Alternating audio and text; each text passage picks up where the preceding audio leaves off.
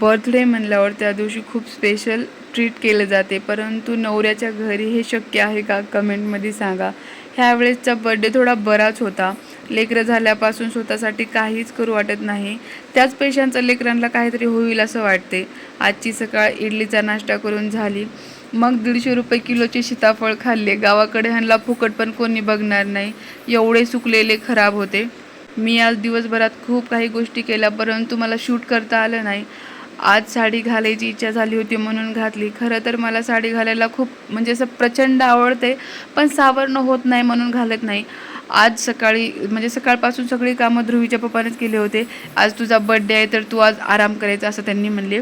5 वाजता छतावर गेलो, थोडेसे फोटो काढले.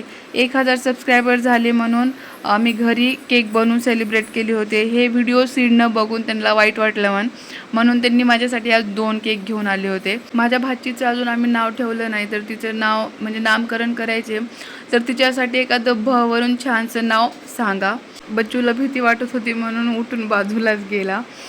आयुष्यात काही मिळो न मिळो, पण चांगली माणसं मिळवणं खूप अवघड आहे. तुमचं सर्वांचं खूप खूप मनापासून धन्यवाद. छान छान कमेंट केलात, मला विश केलात. तर असा होता आजचा दिवस. भेटूया नेक्स्ट व्हिडिओमध्ये. Bye bye.